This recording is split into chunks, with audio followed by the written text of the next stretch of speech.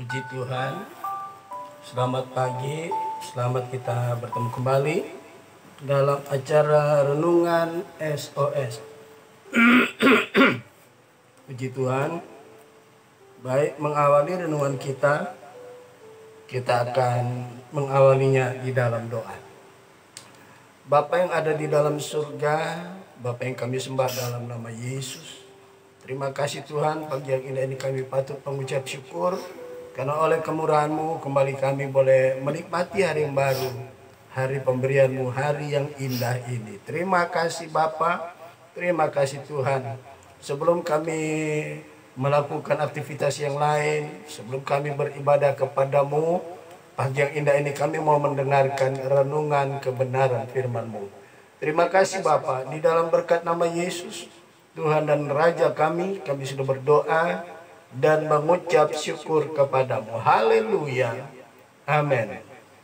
Puji Tuhan, Bapak Ibu Saudara sekalian, kita akan meneruskan renungan kita pada pagi yang indah ini pada bagian yang kedua ya. Tapi sebelumnya saya akan baca nas pokoknya yang terambil dari Ibrani pasal 10 ayat 36. Demikian bunyi firman Tuhan. Sebab kamu memerlukan ketekunan, supaya sesudah kamu melakukan kehendak Allah, kamu memperoleh apa yang dijanjikannya itu. Puji Tuhan. Ya, kemarin saya sudah menjelaskan bahwa di dalam ayat ini ada 3 hal yang perlu kita perhatikan sebagai orang percaya. Ya, sebagaimana orang-orang Ibrani pada masa yang lalu. Ya, sebab surat ini ditujukan bukan kepada satu sidang jemaat lokal, tapi satu komunitas orang Kristen yang notabene latar belakang mereka adalah orang Yahudi penganut Taurat yang sudah percaya kepada Yesus ya. Nah, dalam surat ini ya, penulis surat Ibrani menyatakan tentang 3 hal. Sebab kamu memerlukan ketekunan. Itu yang pertama. Yang kedua, supaya sesudah kamu melakukan kehendak Allah. Itu bagian kedua. Yang ketiga, kamu memperoleh apa yang dijanjikannya itu. Ya, di dalam Alkitab ada banyak janji-janji Allah. Ya.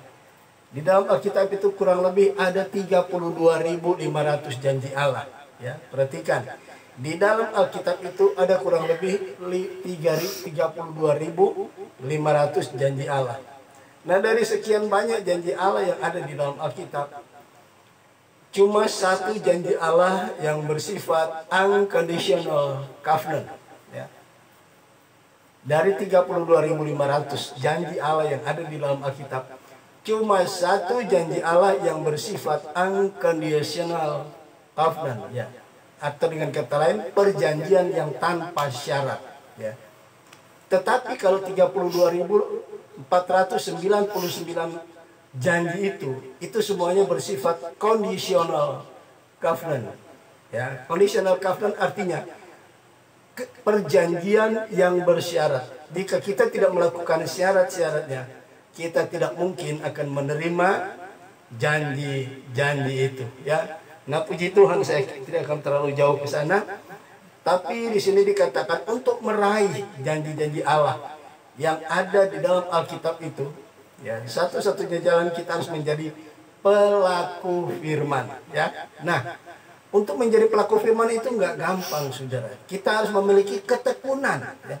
Nah, ketekunan ini merupakan kebutuhan yang terabaikan dari banyak orang percaya. Ya, termasuk orang percaya kita yang hidup di akhir zaman ini. Ya, bagi gereja Tuhan. Ya.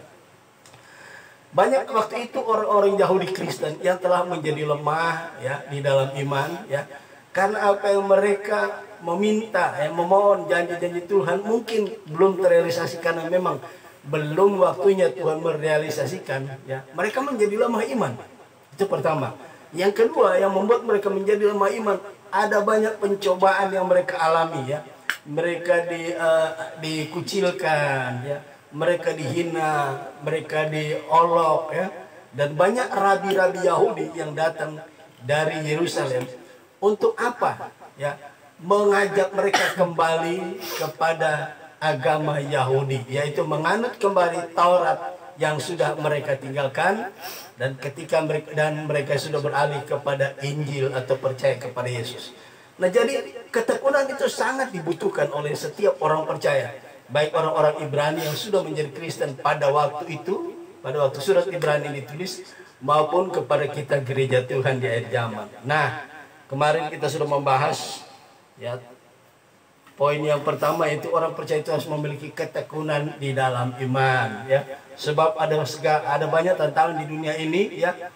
Nah, orang percaya itu harus tekun di dalam iman. Sebab kalau iman tidak kuat, orang percaya akan gugur di dalam menjalankan kepercayaan mereka kepada Tuhan, akan mudah dipengaruhi, akan mudah jatuh di dalam dosa. Yang kedua adalah tekun dalam membaca kitab-kitab suci. Mari kita lihat ayatnya, referensinya adalah 1 Timotius 4 ayat yang ke-13 ya. Ini tekun yang kedua yang harus dimiliki orang percaya ya, setelah orang itu tekun dalam membaca, tekun dalam iman ya. Sekarang kita lihat 1 Timotius 4 ayat yang ke-13 bagian A.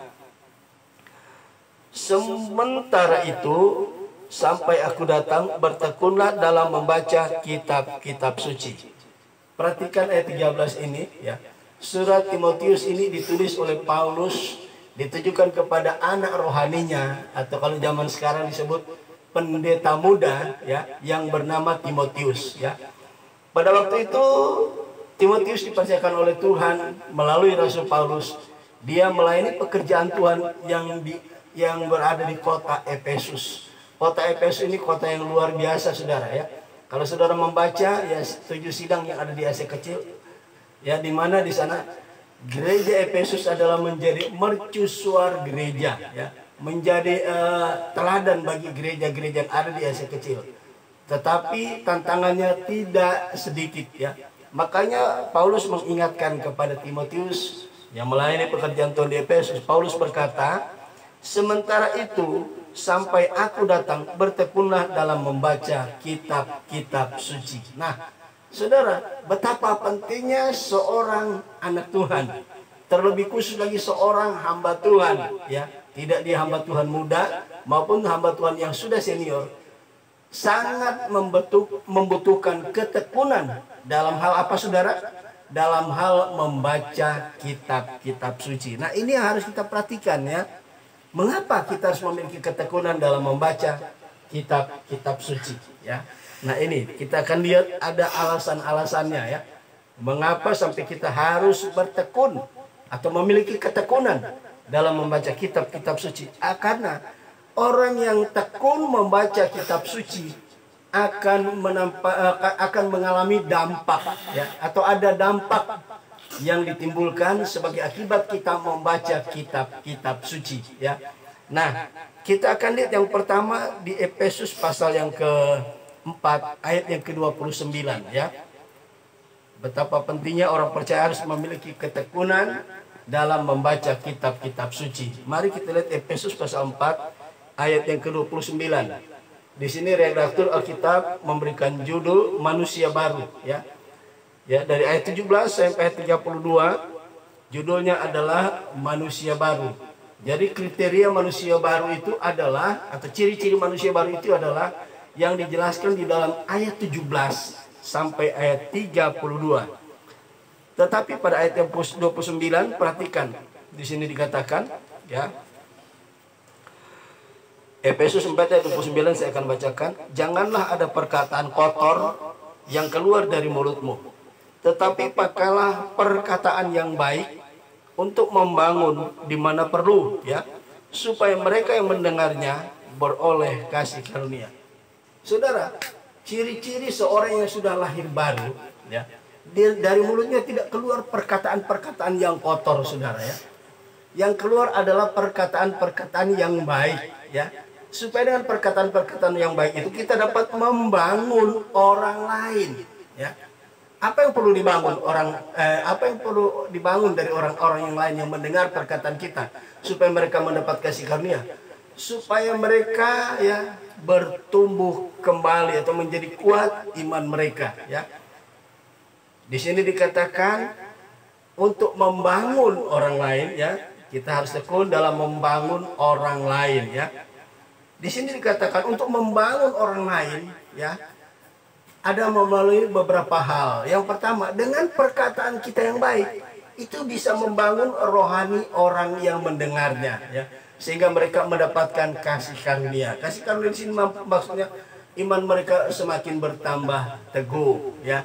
Kalau perkataan kita menyangkut soal sejarah, menyangkut soal pemahaman ya, wawasan mereka juga semakin bertambah dalam pengetahuan tentang firman Tuhan. Jadi yang pertama, mengapa kita harus memiliki ketekunan dalam membangun orang lain ya, agar supaya orang lain mendapatkan kasih karunia lewat perkataan-perkataan kita yang baik. Puji Tuhan. Itu alasan yang pertama. Yang kedua, bagaimana kita membangun orang lain ya, tadi dengan perkataan-perkataan yang baik. Yang kedua adalah 1 Tesalonika 5 ayat yang ke-11 ya.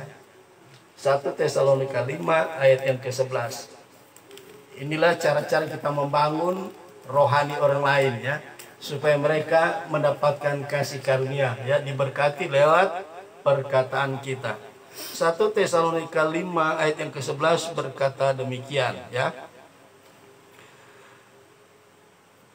Karena itu nasihatilah seorang akan yang lain dan saling membangunlah kamu. Ya, saya baca sekali lagi. Karena itu nasihatilah seorang akan yang lain dan saling membangunlah kamu seperti yang memang kamu lakukan. Nah, saudaraku, kepada jemaat yang ada di Tesalonika, Paulus mengingatkan supaya sebagai sesama orang percaya saling membangunlah kamu seperti yang memang kamu lakukan. Nah, jemaat di Tesalonika ini adalah jemaat yang begitu baik ya, sehingga Paulus berkata, tetaplah saling menasihati ya, sebagaimana yang kamu lakukan ya. Jadi membangun rohani orang lain bukan hanya dari perkataan-perkataan yang baik yang kita keluarkan dari mulut kita yang berdasarkan kebenaran firman Tuhan, tetapi juga melalui nasihat-nasihat. Artinya kita saling memperhatikan satu dengan yang lain. Apabila seseorang telah menyimpang dari kebenaran firman Allah atau perilakunya yang sudah tidak sesuai dengan kebenaran firman Allah, wajib hukumnya bagi kita memberikan nasihat supaya mereka menyadari apa yang keliru dari yang mereka lakukan atau semakin membuat mereka kuat di dalam iman ya. Jadi membangun orang lain itu, membangun rohani orang lain bukan hanya melalui pengajaran-pengajaran firman dan sebagainya, tetapi nasihat juga salah satu hal yang sangat penting ya, supaya mereka tetap sadar, tetap berada di jalan-jalan kebenaran firman Tuhan. Kemudian kita baca Amsal 9 ayat 9 bagian A. Ini masih referensinya tentang menasihati sesama saudara seiman ya. Amsal 9 ayat yang ke-9 ya. Perhatikan ayat ini. Amsal 9 ayat 9 bagian A berkata, berilah orang bijak nasihat, maka ia akan menjadi lebih bijak ya. Ternyata walaupun seorang yang sudah bijak masih ada kekurangan. Makanya Salomo berkata melalui ayat 9 bagian ini, berilah orang bijak nasihat, maka ia akan menjadi lebih bijak ya. Ada istilah di dunia persilatan kira-kira begitu ya, atau di dunia lain berbicara apa? Di atas langit masih ada langit. Itu kalau boleh saya gambarkan ya, analogikan dengan keadaan manusia. Sepinter-pinternya kita, masih ada orang lebih pintar di atas kita. Amin saudara. Makanya Salomo berkata, berilah orang bijak. Orang bijak itu memiliki pengetahuan yang luas, yang baik saudara ya. Berilah orang bijak nasihat, maka ia akan menjadi lebih bijak. Nah, ini penting saudara ya. Jadi seorang dia, siapapun dia ya, strata sampai dimanapun strata dia ya, tetap sebagai manusia belum ada yang sempurna sampai hari ini. Masih ada kekurangan. Nah, kekurangan orang itu yang tidak ada pada dirinya mungkin ada pada kita. Berikanlah itu. Apa itu? Misalnya nasihat, salah satu diantaranya, agar supaya orang bijak itu lebih bijak ya. Perhatikan, saya baca lagi. Berilah orang bijak nasihat, maka ia akan menjadi lebih bijak ya. Bukan lebih baik, lebih bijak ya. Nah, itulah sebabnya kita sebagai orang percaya tetap kita mari kita saling menasihati ya. Kemudian kita masuk bagian yang ketiga, alasan yang ketiga atau dampak yang ketiga yang harus kita yang ada dalam kehidupan kita yang kita harus berikan kepada orang lain. Dampak yang ketiga adalah ya, di sini dikatakan Amsal pasal 9, masih pasal 9 ayat yang ke-9 bagian B ya.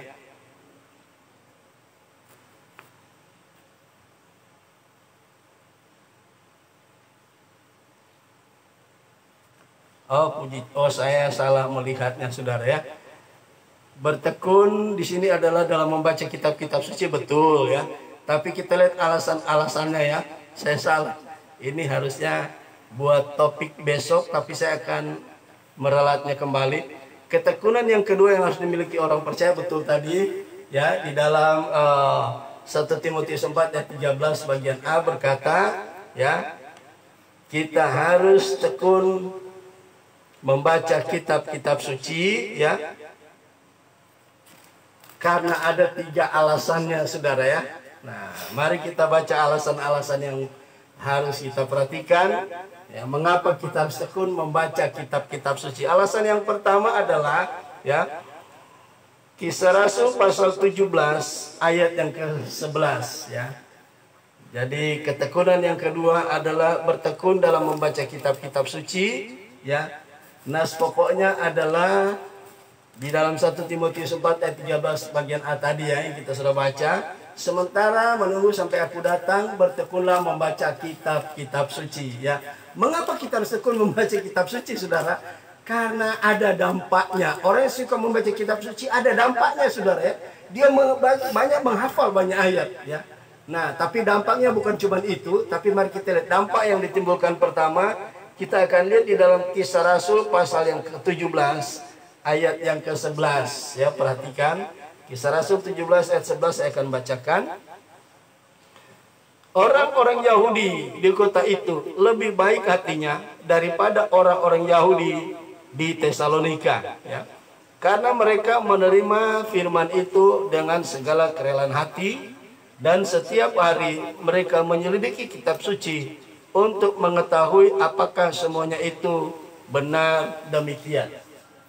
Perhatikan saudara, saya akan membaca dalam terjemahan yang bebas. Ini saya memberikan analogi aja ya. Saya membaca dalam terjemahan bebas. Misalnya, saya tinggal di Pamulang ya. Saya tinggal di Pamulang. Sekarang saya akan baca ayat ini dengan terjemahan bebas. Saudara memperhatikan ya. Dimanapun saudara berada, perhatikan ayat ini. Kisah Rasul 17 ayat 11 ya, mengapa kita harus tekun membaca kitab-kitab suci? Perhatikan ayat ini ya. Perhatikan ayat ini berkata, orang-orang Yahudi yang ada di Pamulang ya. Saya baca dengan terjemahan bebas ya. Orang-orang Yahudi yang ada di Pamulang lebih baik hatinya daripada orang-orang Yahudi yang ada di tempat lain. Kira-kira seperti itu ya. Saya pakai terjemahan bebas supaya bisa saudara lebih mudah menangkap ya.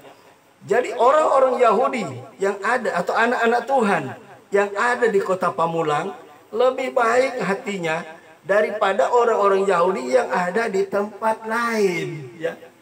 Ketika kita tekun membaca kitab-kitab suci, di sini dikatakan lebih baik hatinya ya daripada orang Yahudi yang ada di tempat lain. Artinya apa? Dengan kita tekun membaca kitab suci, maka kualitas hati kita lebih baik dibanding orang lain yang kurang suka membaca firman Tuhan. Jadi saudara, ada dampak yang ditimbulkan. Orang yang suka membaca kitab suci lebih baik hatinya daripada orang yang kurang suka atau tidak suka membaca kitab suci ya. Ini harus kita perhatikan ya. Orang yang tekun membaca kitab suci, kualitas hatinya semakin baik, menjadi lebih baik dibanding orang lain ya. Kemudian kita lihat bagian selanjutnya, ayat ini berkata, karena mereka menerima firman itu dengan segala kerelaan hati ya. Karena mereka menerima ya, perhatikan, karena mereka menerima firman itu dengan segala kerelaan hati. Saudara, kalau hati kita ingin menjadi lebih baik, kualitasnya adalah kita harus tekun membaca kitab-kitab suci. Kemudian Ketika kita mendengar firman Allah, kita harus mendengarkan dengan kerelaan hati. Apapun bentuk firman Allah itu, lembutkah, keraskah, menegurkah, membangunkah, menasihatikah, kita harus menerima firman Allah dengan kerelaan hati. Jangan firman Allah yang tidak kita suka, kita nggak terima. Itu bukan buat saya firman Allah itu. Ini nggak boleh seperti itu, saudara. Kalau kita ingin kualitas hati kita menjadi lebih baik dibanding orang lain yang tidak suka baca kitab suci, marilah kita suka membaca kitab suci. Amin. Itu yang pertama. Yang kedua, kalau kita mendengar firman Allah, kita harus mendengar dengan kerelaan hati. Ya, kemudian yang ketiga, ayat ini berkata apa ya? Dan setiap hari mereka menyelidiki kitab suci. Setiap hari mereka menyelidiki kitab suci untuk mengetahui apakah benar seperti itu kebenaran firman Allah. Ingat, firman Allah tidak bisa berubah dan tidak mungkin berubah, ya. Tetapi setiap orang yang menyampaikan kebenaran Allah bisa berubah. Pendeta bisa salah. Contoh, aliran-aliran sesat, pengajaran-pengajaran sesat yang ada di muka bumi ini, itu lahir dari apa? Karena mereka tidak mengerti kitab suci. Mereka salah menafsirkan, salah mengajarkan kitab suci, ya. Maka muncul Mormonisme, Saksi Yehova, ya, Christian Science, ya, Satanis Church, ya, Satanic Church, dan sebagainya banyak. Itu karena apa? Mereka tidak mengerti kitab suci. Mereka menafsirkannya tidak sesuai dengan kebenaran firman Tuhan. Nah, itu dampak yang kedua, yang dampak yang pertama, ya, kualitas hati kita menjadi lebih baik daripada orang lain. Kemudian yang kedua kita akan baca, ya, di dalam Amsal pasal 25 ayat yang kedua. Ya, kita lihat Amsal 25 ayat yang kedua. Kalau kita tekun membaca kitab-kitab suci, apa dampak yang kedua yang ditimbulkan? Amsal 25 ayat yang kedua, demikian bunyi firman Tuhan. Amsal 25 ayat 2 berbunyi sebagai berikut. Kemuliaan Allah ialah merahasiakan sesuatu. Ya. Bagian B, tetapi kemuliaan raja-raja ialah menyelidiki segala sesuatu. Ya. Ada perbedaan antara Tuhan sang pencipta dan kita sebagai ciptaan. Tuhan itu suka merahasiakan sesuatu, ya. Jadi di dalam Alkitab bukan berarti semua rahasia Allah sudah dibukakan. Ada rahasia-rahasia firman Allah yang belum disingkapkan, apokalipsis, belum dibukakan artinya, maknanya. Nah, itu rahasia Tuhan, ya. Tetapi orang percaya yang akan disebut, ya, di sini dikatakan kemuliaan Allah, ya, merahasiakan sesuatu, tetapi kemuliaan raja-raja ialah menyelidiki sesuatu. Allah itu mulia sehingga ada rahasia-rahasia yang tidak bisa disingkapkan dalam Alkitab, belum disingkapkan, ya. Bukan tidak disingkapkan, tapi belum. Tetapi manusia, orang percaya, dianggap mulia jika suka menyelidik kebenaran firman Tuhan. Saudaraku, ketika kita tekun membaca kitab-kitab suci, Alkitab katakan kita akan menjadi lebih mulia, ya. Kalau kita tadi dikatakan karena kita tekun membaca kitab suci, kualitas hati kita menjadi lebih baik. Amsal 25 ayat 2 berkata, ketika kita suka menyelidik kebenaran firman Allah, kita akan menjadi lebih mulia, ya. Nah, mari kita lihat referensi selanjutnya, ya. Jadi orang percaya akan menjadi lebih mulia, ya. Yang ketiga kita akan lihat di dalam Mazmur 16 ayat yang ketiga. Ini masih referensi dari, ya, dampak yang ditimbulkan sebagai akibat kita suka menyelidik kebenaran firman Tuhan. Mazmur 16 ayat yang ketiga, ya. Ini adalah dampak yang ditimbulkan, ya, sebagai akibat kita suka membaca kitab-kitab suci. Ayat 3 berkata sebagai berikut. Orang-orang kudus yang ada di tanah ini, yang ada di bumi ini, yang ada di segala tempat, orang-orang kudus yang ada di segala tempat, kalau boleh saya terjemahkan, mereka lah orang mulia yang selalu menjadi kesukaanku, ya. Perhatikan firman Allah katakan, orang-orang kudus, siapakah mereka? Mereka adalah orang-orang miliknya Tuhan yang tekun membaca kitab suci, ya. Mereka dikatakan mereka adalah orang-orang yang mulia, ya. Dan mereka adalah orang-orang yang menjadi kesukaanku. Firman Allah katakan, ya, Orang kudus itu adalah orang yang mulia, ya, di hadapan Tuhan, dan mereka menjadi kesukaannya Tuhan. Jadi Tuhan sangat suka, sangat senang orang percaya yang suka menyelidik kitab-kitab suci. Perhatikan, kita lihat referensi yang satu lagi ya. 2 Korintus 3 ayat yang ke-18. 2 Korintus 3 ayat 18 ya. 2 Korintus 3 ayat yang ke-18 kita akan lihat ya. Sebagai dampak yang ditimbulkan karena kita tekun membaca kitab-kitab suci, demikian firman Allah berkata, dan kita semua mencerminkan kemuliaan Tuhan dengan muka yang tidak berselubung. Dan karena kemuliaan itu datangnya dari Tuhan yang adalah roh, maka kita diubahkan ya menjadi serupa dengan gambarnya dalam kemuliaan yang semakin besar. Kita lihat, ketika kita tekun membaca kitab-kitab suci ya, saudara tahu ketika Adam jatuh di dalam dosa, maka kemuliaan Allah yang dimiliki Adam dan Hawa hilang, lenyap.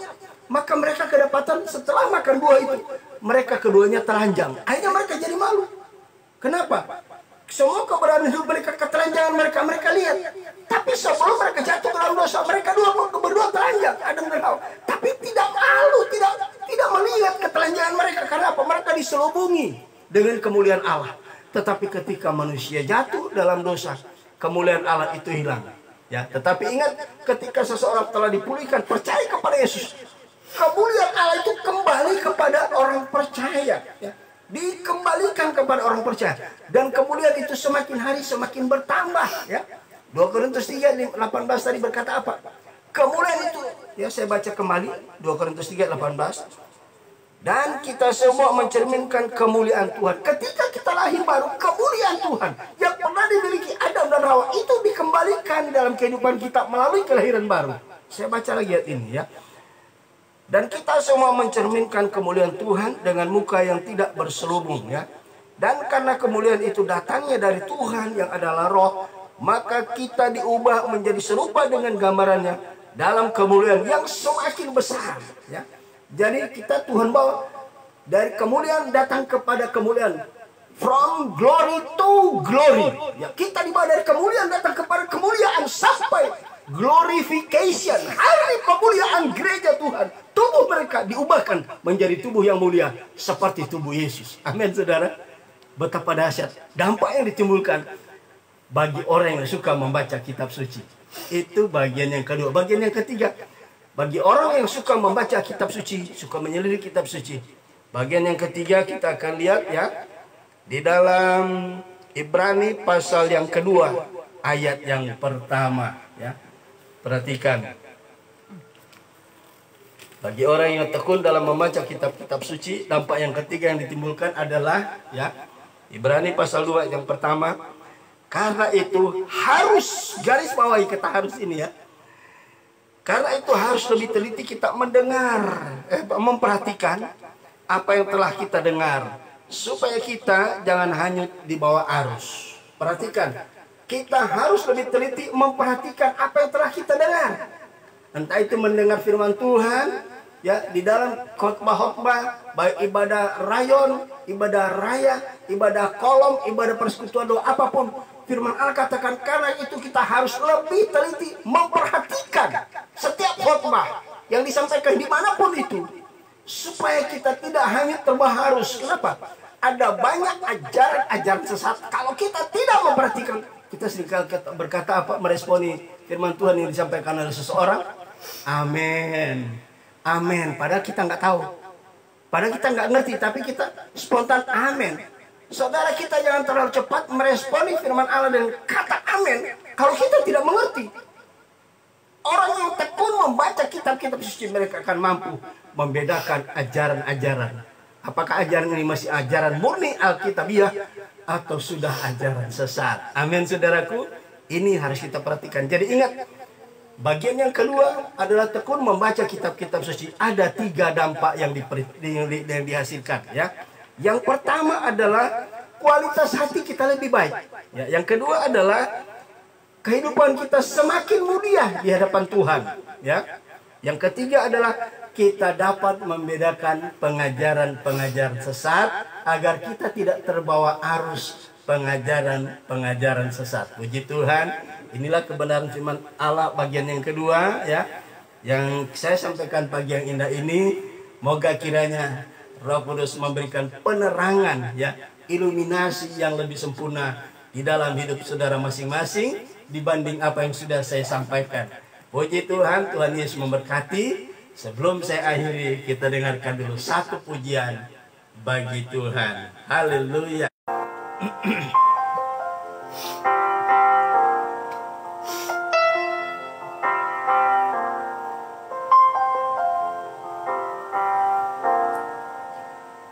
Firman-Mu pelita bagi kakiku, terang bagi jalanku.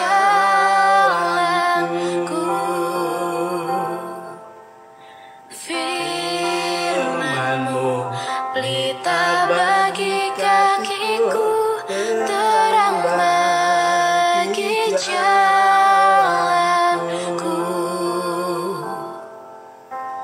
Waktuku bimbang dan hilang jalanku, tetaplah Kau di sisiku, dan takkan ku takut asal Kau di dekatku, besertaku selamanya.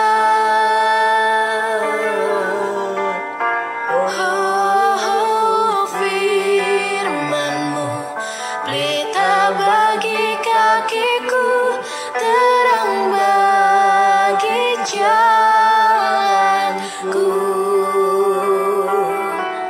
Firman-Mu pelita bagi kakiku, terang bagi jalanku.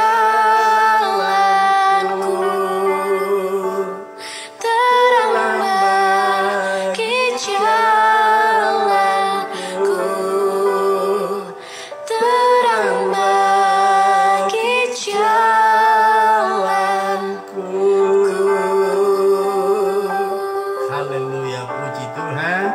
Firman Tuhan pelita bagi kaki kita dan terang pada jalan kita di tengah-tengah kegelapan dunia di akhir zaman ini. Haleluya, kita satu di dalam doa. Bapa di surga, Bapa yang kami sembah dalam nama Yesus, terima kasih Tuhan. Kembali lagi pagi yang indah ini, kami boleh kembali diberkati oleh Tuhan lewat kebenaran firman-Mu, bahwa kami sebagai orang-orang pilihan-Mu, orang-orang kudus-Mu, kami harus tekun membaca kitab-kitab suci, supaya kedapatan Tuhan kualitas hati kami menjadi lebih baik, dan hidup kami semakin mulia di hadapan Tuhan.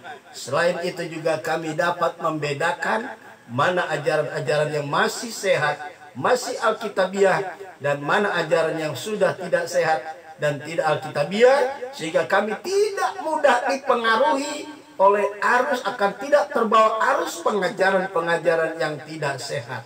Terima kasih Bapa di surga, meteraikan kebenaran firman-Mu dalam hati kami, dan mampukan kami mengaplikasikan kebenaran ini hari lepas hari.